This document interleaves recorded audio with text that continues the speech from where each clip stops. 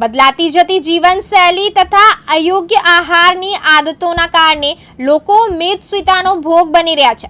સતત junk food તથા ઘર બહારના ભોજનના સેવન થકી નાના બાળકો પણ મેદસ્વીતાથી બચી શક્યા નથી। બાળકનો નાનપણથી વધતો જતો વજન યુવા વયે વધુ ગંભીર બાબત બની જાય છે।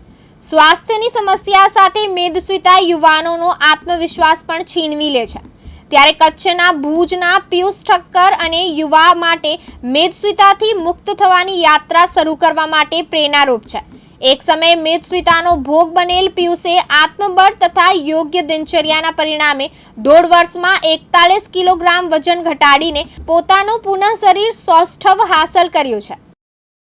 મારું નામ પિયુષ ઠક્કર છે। હું ભુજ કચ્છમાં રહું છું। મેં છેલ્લા 1.5 વર્ષથી મારી વેઇટ લોસ જર્ની સ્ટાર્ટ કરી હતી। પહેલાં મારું વેઇટ 130 કિલો હતું, અત્યારે મારું વેઇટ 89 કેજીસ છે।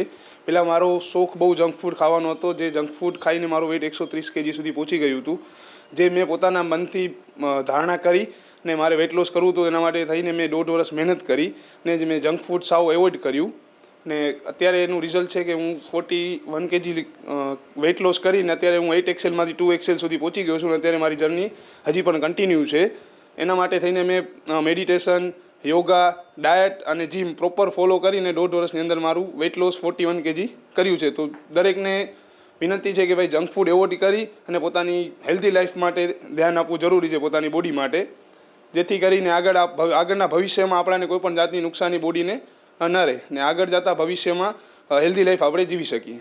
અત્યારે રાજ્ય સરકારે જે મેદસ્વીતા મુક્ત ગુજરાત અભિયાન ચાલુ કર્યું છે, એ અભિયાન અંતર્ગત મારી દરેક યુવાનોને અપીલ છે કે આપણે રાજ્ય સરકારના મેદસ્વીતા મુક્ત અભિયાન અંતર્ગત જાગૃત બનીએ અને પોતાના માટે થઈને પ્રોપર ડાયટ, જીમ અને વર્કઆઉટ ફોલો કરી અને પોતાના સ્વાસ્થ્ય ઉપર ધ્યાન આપી એવી મારી દરેક યુવાનોને અપીલ છે। જયશ્રી મહેતા, દિવ્યાંગ ન્યૂઝ, કચ્છ।